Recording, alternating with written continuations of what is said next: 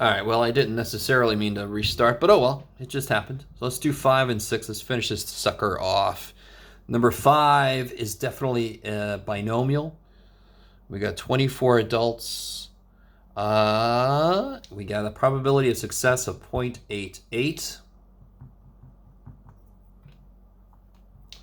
So probably a failure of 0.12. That's the thing I have to figure out.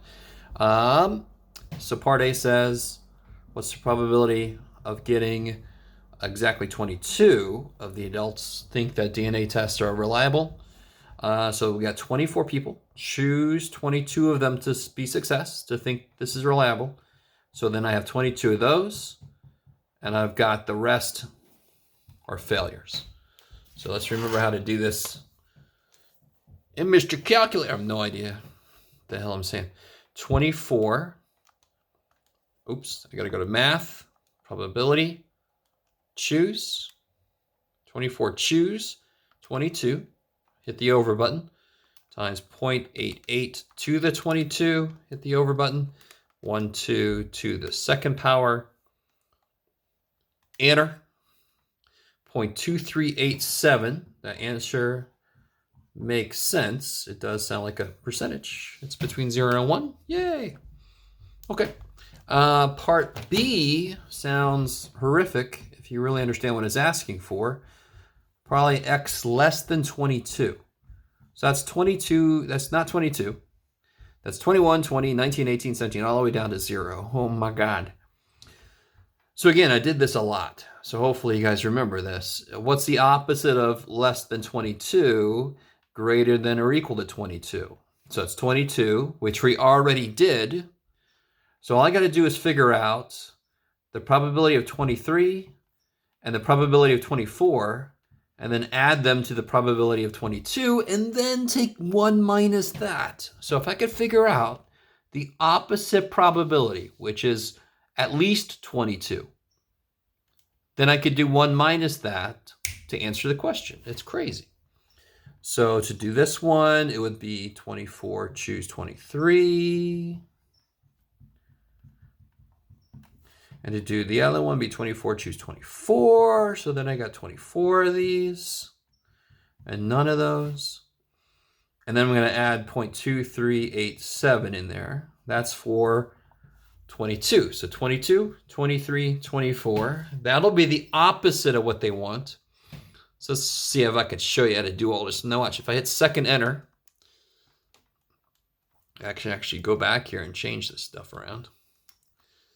Woohoo! So there's that one. Enter. Let's see, second enter. All right, yeah, let's do this.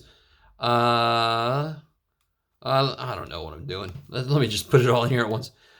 Plus, so I got 22 plus 24, choose 23. I know I just did this.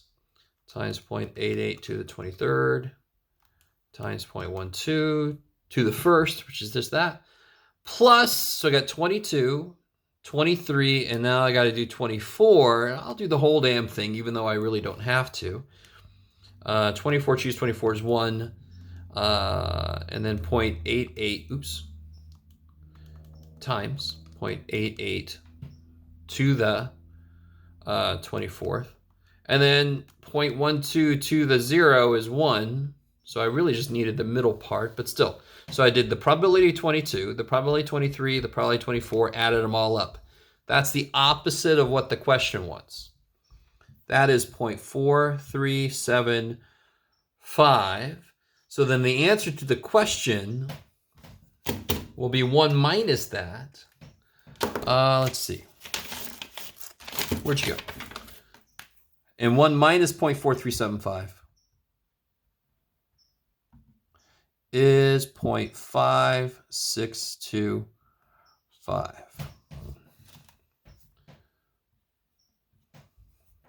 All right, kind of wrote on the side of that thing. Hopefully that erases. Okay, all right. That's number 5. And then we got one more to do, a little magic time. Well, I misspoke there. We have the rest of 5 to do. Let's see. We did 5B. Let's do 5C is going to be a nice one. The mean is NP.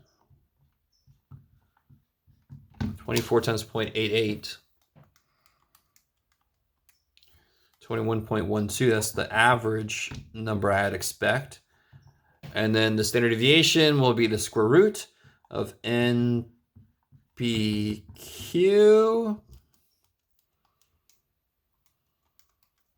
So when I do that, I get 1.592. 5D is all about min and max usual values, it should say there. The minimum is going to be the mean minus 2 of these. So if I do 21.12 minus 2 of these, I get 17.936. And now watch this. I can just do the mean plus 2 of those. That would be the max. That would be 24.304. So there's a max and min, 17.9 up to 24.3. So then part E is easy.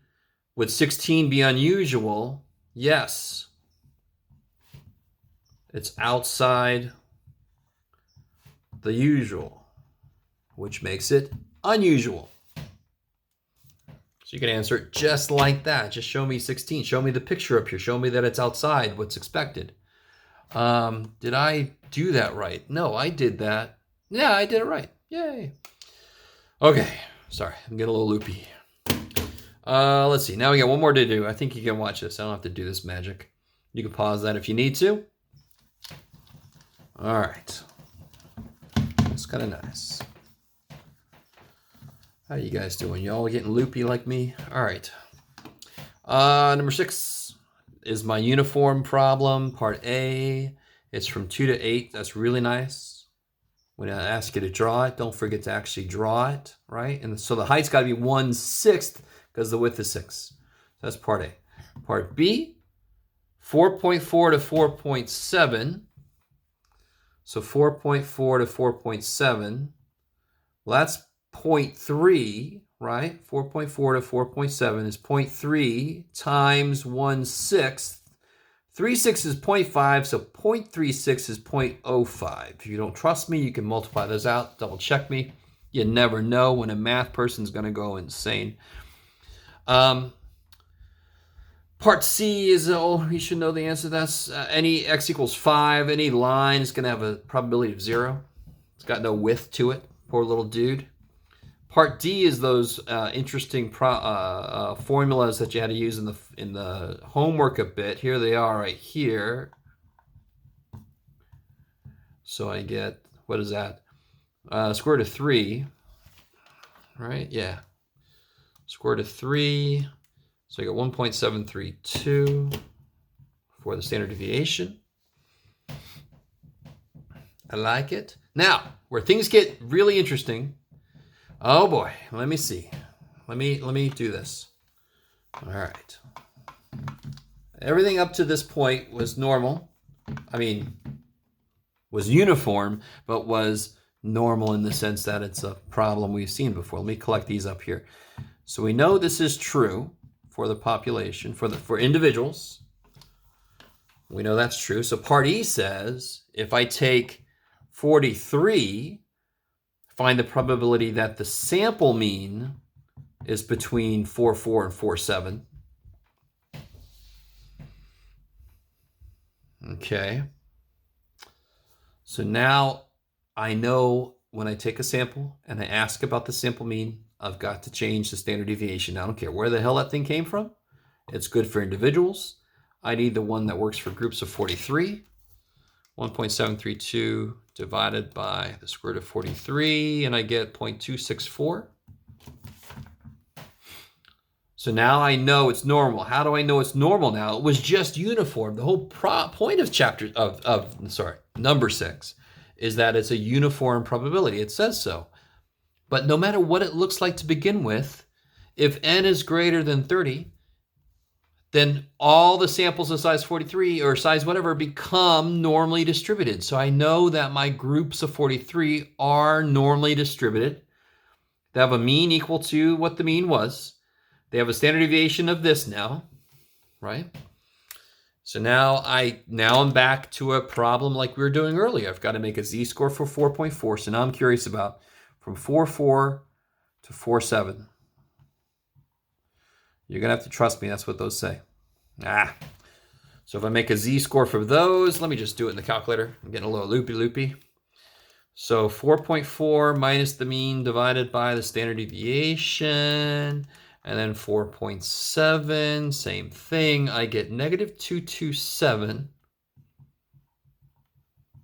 and negative 114. Right, so if I look those up, negative 114,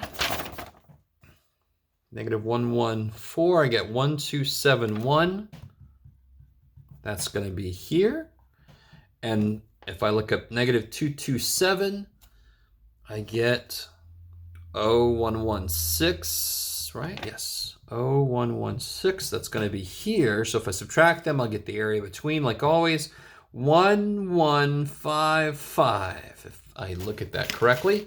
And that is that. Oh, okay, that's enough. All right.